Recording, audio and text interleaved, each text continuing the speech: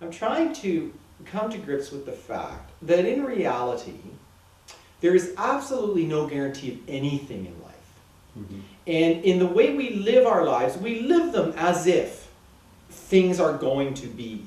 When in actual fact, if we are really brutally honest with each other and with ourselves, we don't really know any of that. We Mm-hmm. just have this moment, and we have we have history, I mean our memories of Mm-hmm. things past, but potentially in terms of what will happen, we really don't have that.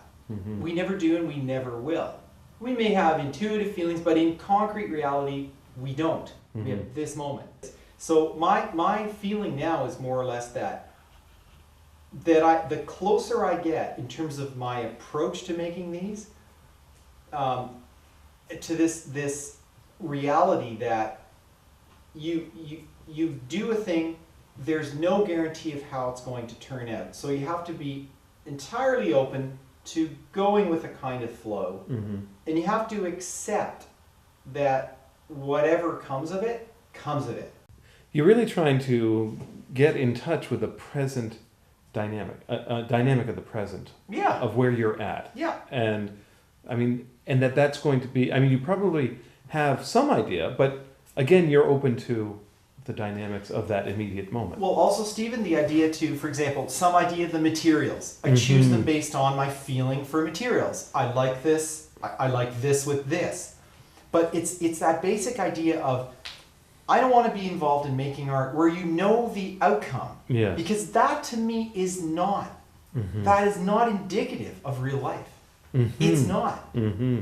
For any Because you of don't us. know the outcome. No, you don't. Right. In fact, not only do you not know it, you actually have limited control over it. Yes. You have some, we make a plan, we move in a direction, but beyond that, it's an open book. And so I feel that by approaching this, I mean, you know, I made art before where you have a skill level and a technique, which is great, but the outcome is a known quantity. Yes. To me, that is not realistic in terms of its a kind of significant attachment to what really happens in real life. And so I figure if I start from the premise that I can accept that and then make some decisions about materials, try to be in tune with, you know, a way of using them that's interesting or something, but beyond that, not try to kind of have the outcome on paper before I start. Yeah. For me, maybe not for anybody else, that's a much more, well, realistic, I mean, we're throwing all these terms around, but that's a much more, that's a more honest approach. Yes. And I think also that's more available to artists in the 20th century, probably than it was before.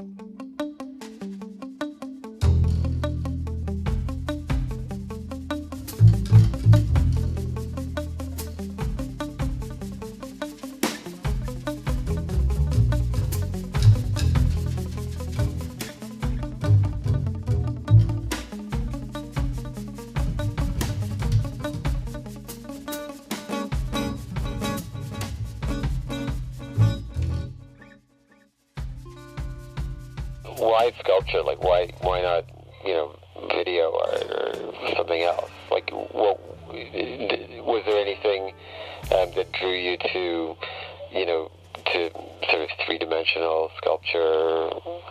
Well, yeah, actually, that's a great question. In actual fact, I kept wanting. It's interesting, John. The act of trying to create the illusion of a space on paper, as opposed to dealing with an actual space. There was something about that kind of bothered me. The absence of dealing with an actual space, like physically using my hands to manipulate a volume or two volumes and to calculate or feel out the distance between them, or do you know what I mean? And so that kept really bothering me. And eventually it just occurred to me, well, hell, just why don't you make this stuff instead of making all these marks about it? Why don't you get something and build the space or the void between two objects or three objects or whatever? And that's really basically why I ended up sculpting, as opposed to turning to something else where there's a format. Like with a film or video, you have a format, you have a screen. Painting, you've got a format of some type. For me, I wanted to actually get into actual space and then have to deal with kind of all the issues that I had been kind of grappling with in drawing, but in a more intuitive sense, in an actual space.